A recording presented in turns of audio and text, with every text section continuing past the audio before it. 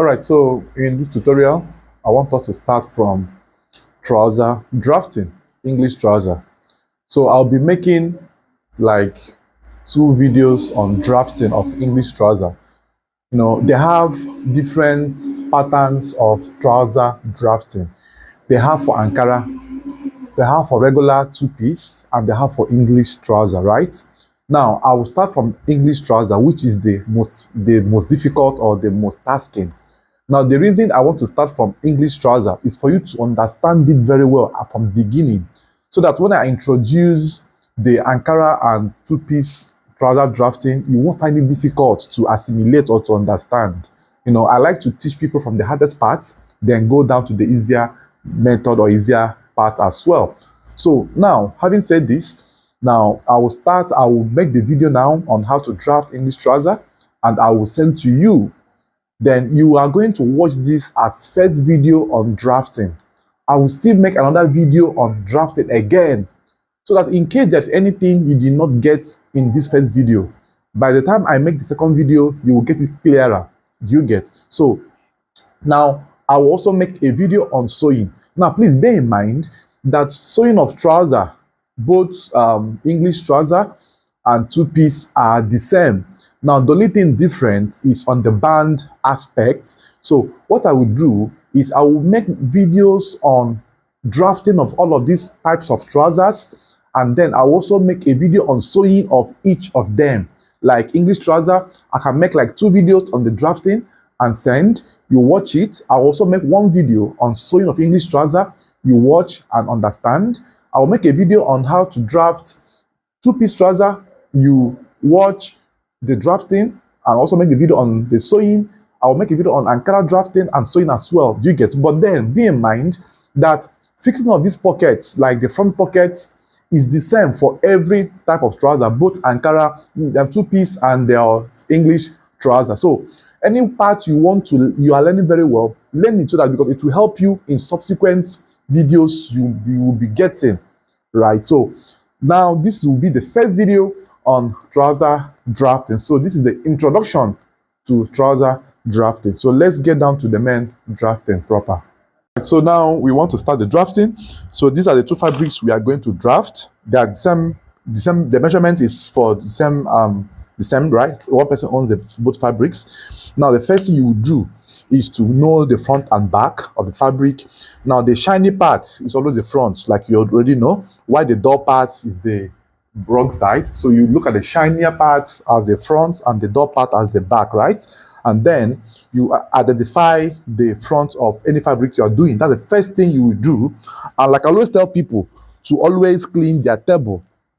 Now the essence of cleaning your table is to remove any stain or dust. So you have to clean. So the reason I'm trying to show you this in detail, so that you don't make this mistake.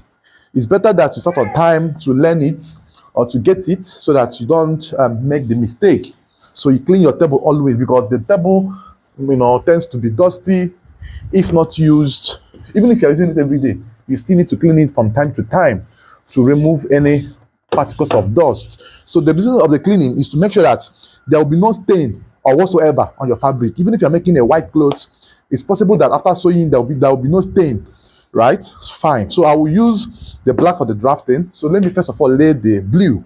Now for this, now you are going to, you know, the number of yards we need for a standard trouser measurement is 1.5 yards. That 36 inches plus 18, that's 1.5 yards. So I like measuring in yards. So in our tutorial, we'll be dealing more on yardage, right, than using by 45 or by total length. I prefer to use yardage to make my measurements. So now, when you have gotten the 1.5 yards, but this fabric is 4 yards for both top and trouser. So I will just fold the length. You know, this is by 60. The permanence, as in the length walls or the height of the fabric, is by 60, while the width is the yardage. You get a hand. So you take the length this way and fold into 2. You get a hair. So you fold into 2, so that it will be the material will be enough for what you are trying to draft. So you have to lay it this way.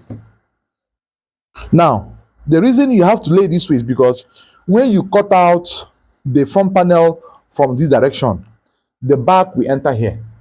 Do you get? But if you use it from this other end, if you fold it from this other end, eh, if you fold it from this other end, like this other end, the excesses will not be in your front, which will make the work, the material will no longer be enough because you're eating more of the width, and while you are wasting some fabrics on the lengthwise area.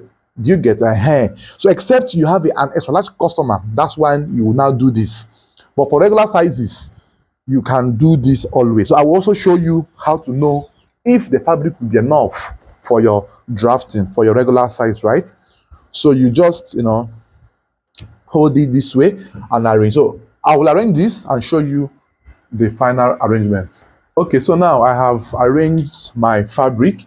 Now, after arranging, you must still iron, to remove these rumples. Now, the reason you must iron this fabric now is because some fabrics tend to shrink or expand when you iron. So it's better off that it shrink now, or it did the expansion now before you start drafting. Because if you don't iron it now, and after drafting, you now cut, you now iron, it will either reduce the measurement or expand the measurement. So it's safer that you iron the fabric now, and you tend to determine, does it shrink or does it expand? So in such cases, you'll be on the safer side to iron first before you draft than drafting first and ironing later. Do you get? Because in any case, it could either reduce your measurement or increase your measurement. So you now iron. So I always recommend you use steam iron.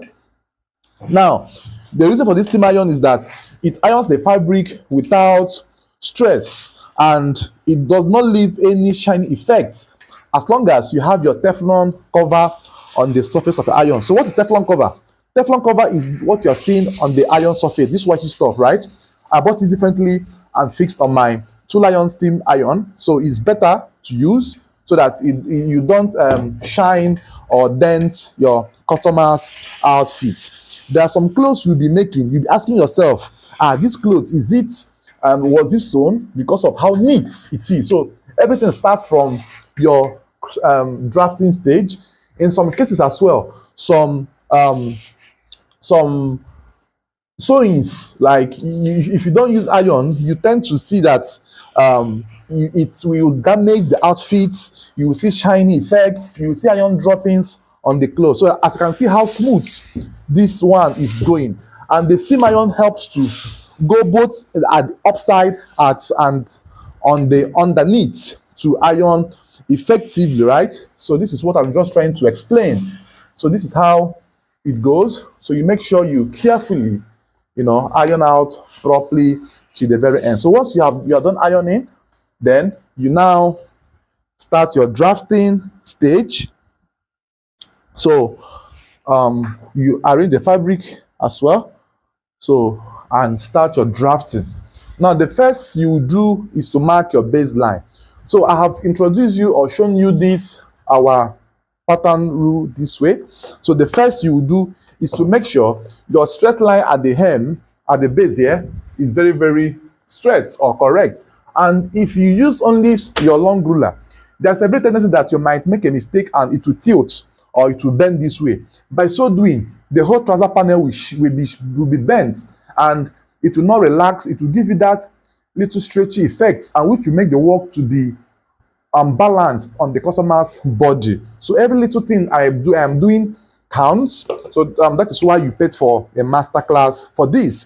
So now, the first thing to do is to place this rule in this form, where the baseline is giving you a straight line this way, and also the side here is also giving you a straight line as well this way, so that you form a perfect angle 90 here.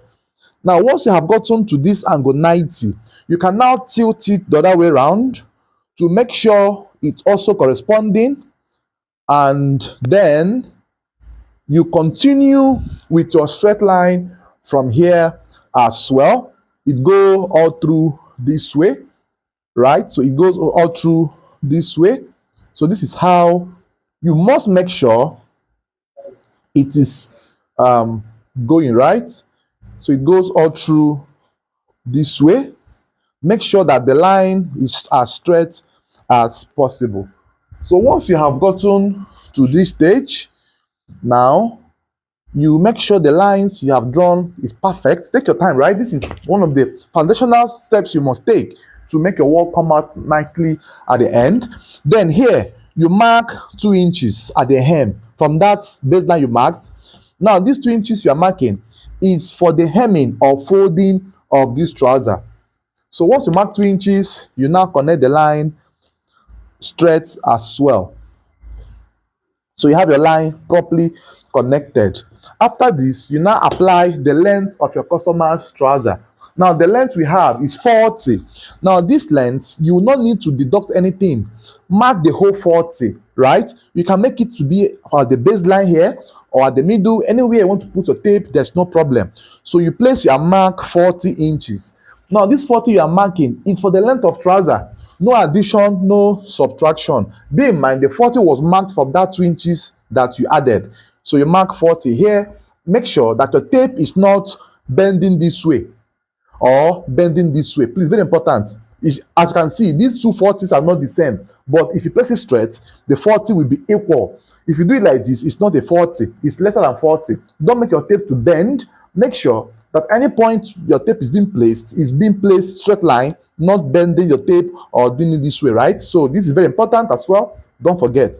So 40 this way, push your tape inside at any instance or any distance you want. Make sure it's straight enough, and then you mark 40 as well. That is your trouser length. Then you connect your line in this form. So this rule as well is also very important. As you can see, what is helping me to do to lap this and making sure that my length of my waist, my trouser waist is perfectly positioned. So after you have gotten to this point, now the next you will do is to get your crotch depth. So how do you get your crotch depth?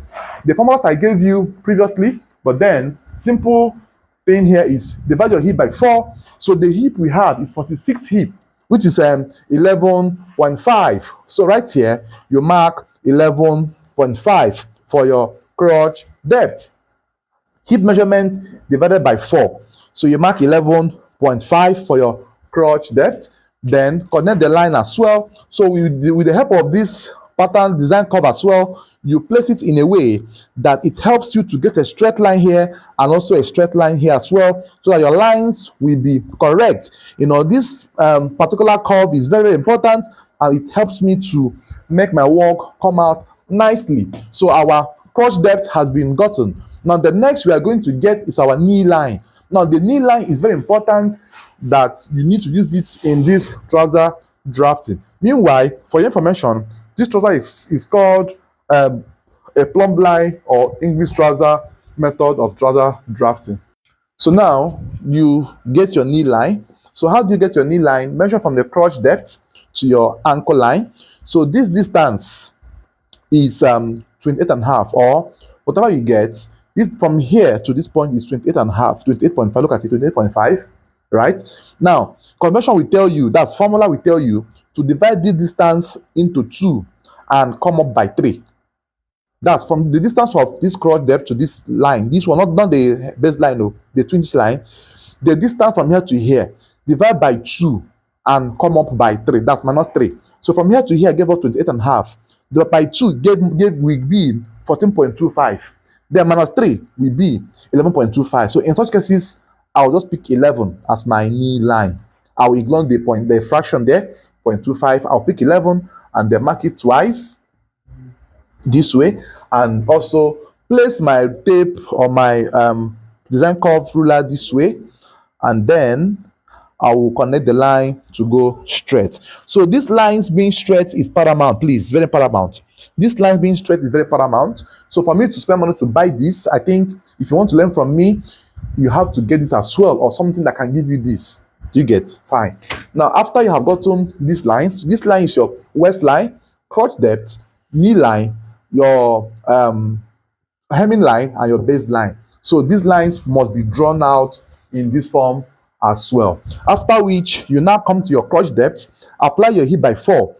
So the hip by 4 is 11.5. So you mark 11.5 for your hips measurement divided by 4, right? So this is what you must do. Please, very important. Plus extra 2 inches. You mark 2. So this 2 is constant for all adults, 2 inches extra. So once I've gotten to this point, then it's now time for you to get the middle distance from this point to this point, the midline, from here to here, and not from here to here. Please note, from here to here, the middle of this distance. So this distance we are getting now is going to give us 13.5. Remember, here was 11.5 plus 2, 13.5, right? Now divide this distance into 2. So 13 is 6.5. You get? Then 0.5 here is 7.5. So 6.75. So you mark 6.75 here, right? 6.75. Then push it as well. Mark 13.5 and mark 6.75. So transfer these measurements across on the knee line and on the ankle line as well. So once you have gotten to that point, then you connect, you join. So how do you join? Make sure that the line is as straight as possible. Then you join with what they call a disjointed line.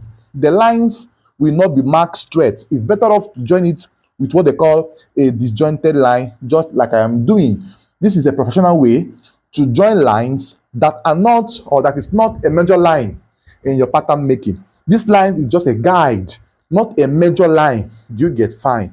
Now, having said that, now the next you do is to apply your knee measurement. So the knee we have is a knee of 18. So divide 18 by 2, that is 9, right? Now this 9 will be divided by 2 again, that is 4.5. So what it means that from this center line, you will mark 4.5 on both ends to get your knee measurement. 4.5 this way, 4.5 this way, right? This is my knee point now. This is giving me 18. After the knee line, the next you will get is your calf, sorry, your ankle line. Your ankle is 15, 7.5 divided by 2. Now divide 7.5 by 2 again, that is 3.75, 3.75.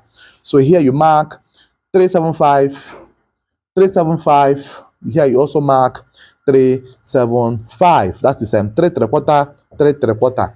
Right? Now if you observe, I did not make use of my lap measurement here. Now let me teach you how to know if your lap measurement or if your drafting is correct.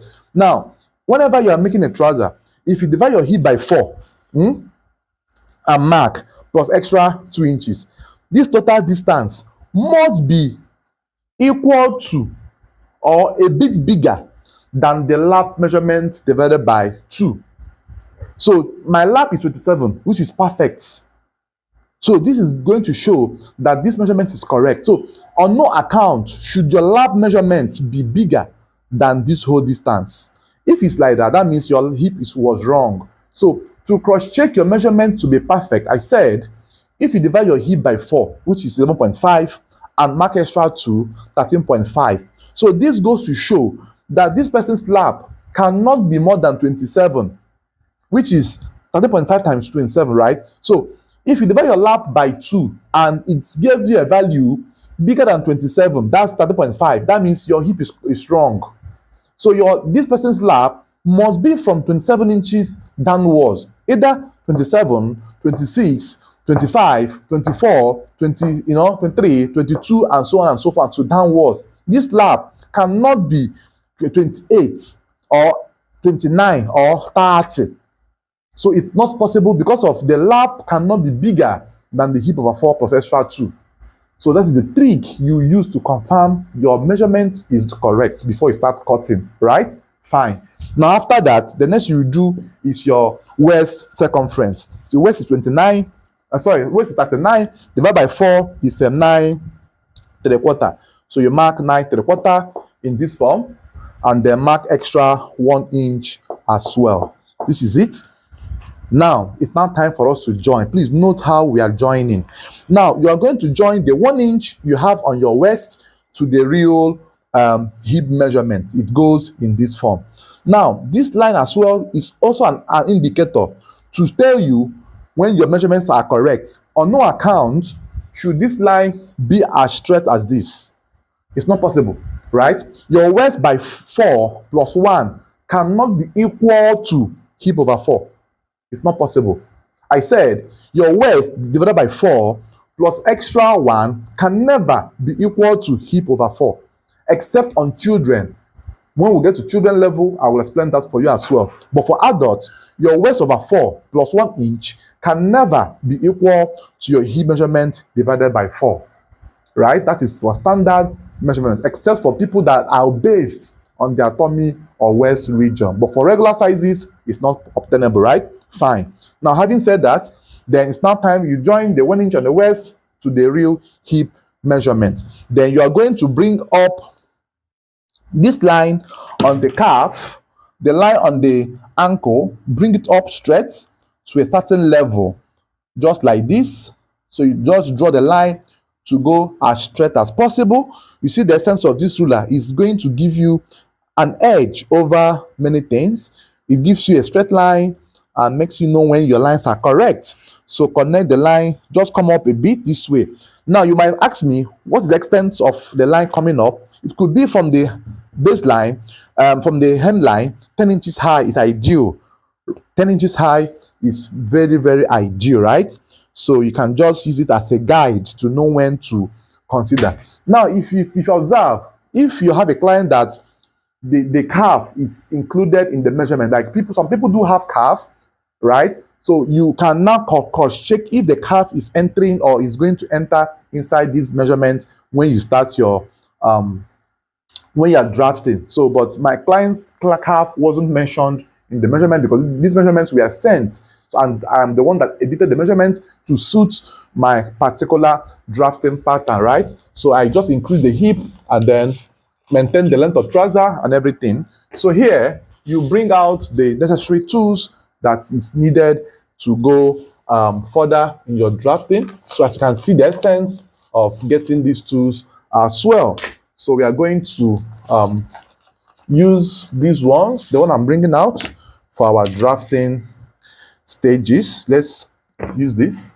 Now, once you have gotten to this level now, it's now time for you to join. Now, this line, this extra 2 inches on your hip line, just place this line here.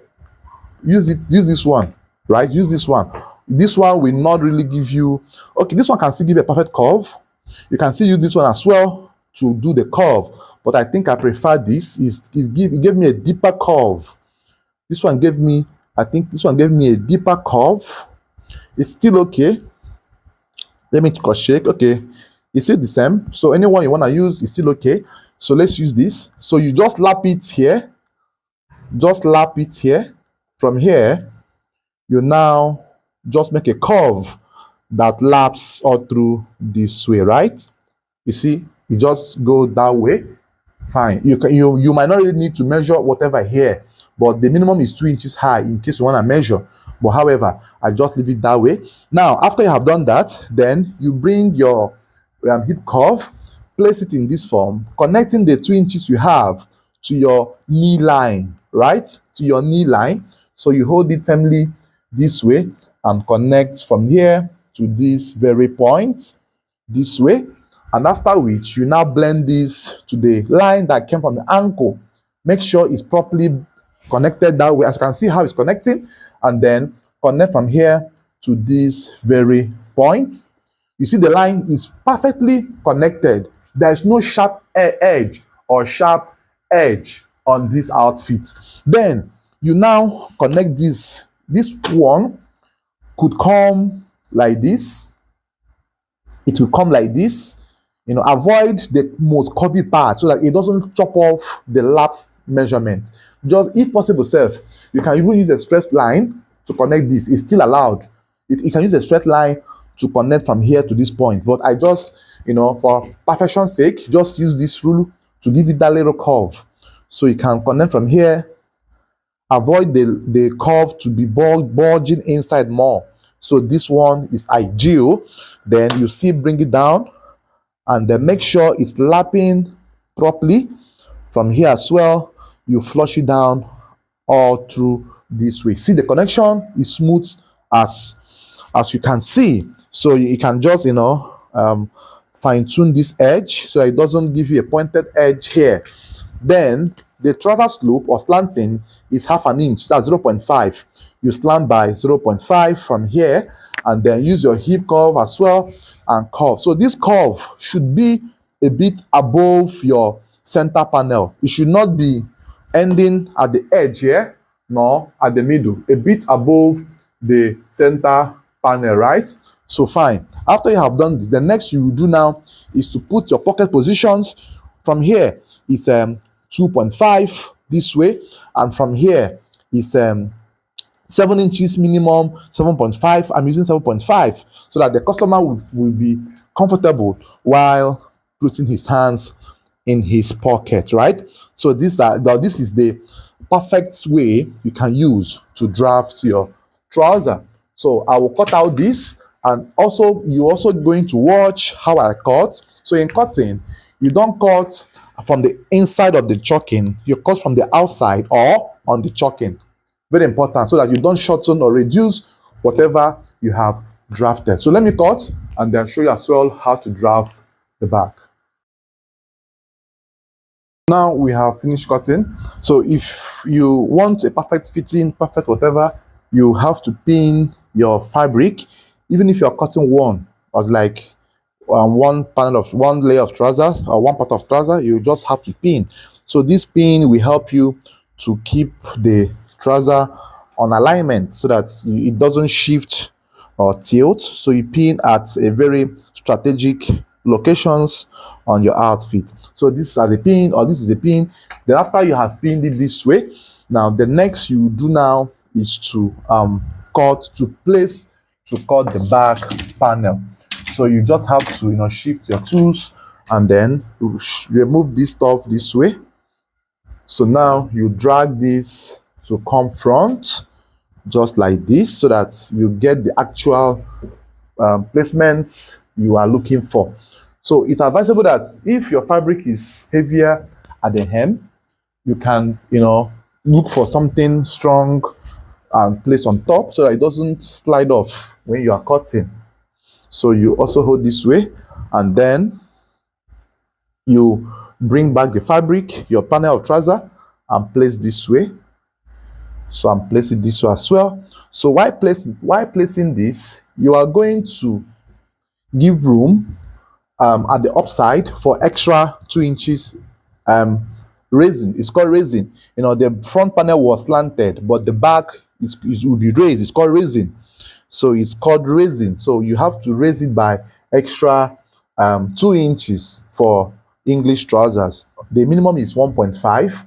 Then while placing this as well, you make sure that the trouser panel the placement is not tilting or it's not slanted. It must be perfectly placed this way, right? So now I will bring the phone closer so you will see what I'm doing at that area. Now for this point, I knew why I brought the phone closer so you can see clearly what I'm doing at this region. So what you will do here is to extend this line down. Now, conventionally, they will tell you that the line coming down the crotch should not be too straight. It should be a bit lower, like dropping like half an inch down. It's true, right? It's true. So you can just drop it down by half an inch. If this is going to go this way, 3/4 inch down or half an inch down, you just drop it down. Is very perfect to allow the buttock sitting to sit properly. So you just bring it down to perfection's sake. Then here you mark 2 inches. So you are going to mark 2 inches all through. You are going to mark 2 inches all through to the very hem. You mark 2 inches all through till the very hem. I will show you, don't worry, I will show you what I'm marking at the hem area. Then for the hip region, right? And that is why this is the where you have to focus more. For the hip region, so what you will do here is you mark 1.5 inches here. So this could be 2 as well, but I use 1.5 so that I don't need to trim much anymore after drafting. So here you can mark 2 inches, here you can mark 2.5, depends on the customer size and nature. So I use 2 inches for regular sizes and then 2.5 for extra large people. So here you bring your trouser cuff, place this way, and you make that beautiful connection just like this, right? You make that connection to go just this way. So after you have done this, now the next you will do now is to raise here by 2 inches. So here I mark 2 inches here for the back waistline raising, and the raising will stop at this point where your hemline or your straight line was used when you were drafting. So you can easily use your curve to do this, or you can use a straight ruler, anyone you find convenient enough. So I prefer using my curve to do this so it can sit properly. So this also helps the band to sit properly at the back waist region. Right, I can see the line is not too straight, it's a bit curvy.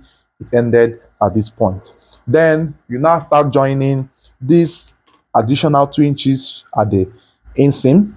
Join first one to the second one to the third one to the fourth, and then I will adjust this tripod to this point so you can see clearly. Then join the fourth one to the fifth, and fifth one to the very last one. So this is how you mark or you draft your front panel and the back panel of your trouser. So I will cut out this, and then I will show you as well what to do next. So now we have finished cutting the front and back. Now this is the time to explain the components. So here we have these shapes coming out. Now the first shape we are going to see here is 3.5, which is the pocket facing, and the length is 11.5 thereabouts. So this is a pocket facing, right? The maximum width you can have here is 4. Now the slimmer one is 3 inches and then 11. So this is the zip fly, or what they call zip flap. So these shapes must come out once your trouser is properly drafted. So the sizes could differ, but just trim it to this size I have just mentioned right here. So now you have gotten to this. Now the next you do will be your band. Now the band is a very great part, or a very important part as well, of your trouser drafting. So how do you do your band? Now the band is 2.5 inches width for English trouser. Please note 2.5 inches width by the length of your customer's waist circumference divided by 2 plus extra 7 inches. So here I will iron it out first, then I'll measure the waist we have is 39. So let's assume 40. So half is 20, right? Then 20 here, then plus extra 7. So I can mark it to be 6. It will be ideal, or 7 as well. So the reason for this extra 7 is to make sure that the band is being used for the extensions, the additional inch allowance on the back waist region, and the flap region, you know, the zip area, everything. The band will go right around these whole areas, right? So you get to know the length of the band, and then the width, like I said, is 2.5. So you iron. So you get to iron out your band panel this way, so that you will cut a perfect band. Please note, band is very important to band drafting is very important. It's as important as the trouser. So don't overlook it, because if the cut is not straight, it will frustrate you when you're folding. So that's why everything I am doing, I am trying to be well detailed, so that any part I have taught or have shown you, I will not need to go back there more than once or twice again. So here, you must iron the band, then measure 2.5. Now this will be slitted from the edge here. Measure 2.5 like you have seen. Measure 2.5 like you have seen. And then use your straight ruler and then connect all through to this very point. Right? And then you cut it out. So make sure it's straight as possible.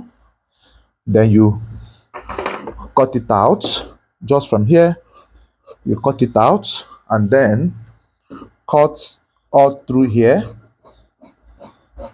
So the band will be what they call jointed band at the back. Please note, jointed band at the back. So this will serve for the loops. So we take this for the loop. Then you are going to slit the both edges. And in slitting, make sure no part is bigger.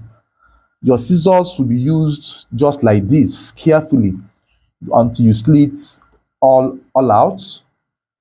You slit all throughout. This is the first slitting. Then you slit the second one as well. You slit all of this. You slit it all throughout. So you have gotten the band, right? Now the next panel, the next component rather you will get is the belt loop. So the belt loop of the belt holder is 1.5 inches width by length of 24. So since this is a 2-layered fabric, I will just cut it to go 1.5 and use the whole of the piece to do my loop. Then I will pick the best of it all and then trash the rest. So here is the loop. You just make it to 1.5 by 24. So the length is more than 24 right here. So this is the loop we are talking about.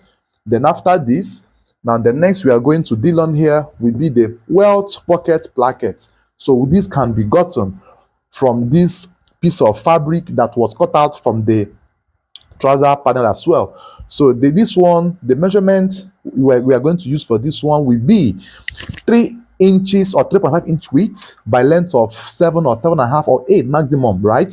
For the welt pocket placket, that's for the back pocket. So as you can see now, those components we have listed on the board, we are cutting them now. Like you are seeing the cuttings, you are seeing the images, what they look like. So this is called welt pocket placket. Measurement is 7 inches or 7.5 or 8 depending by the customer size, and then 3.5 or 3 inches is ideal.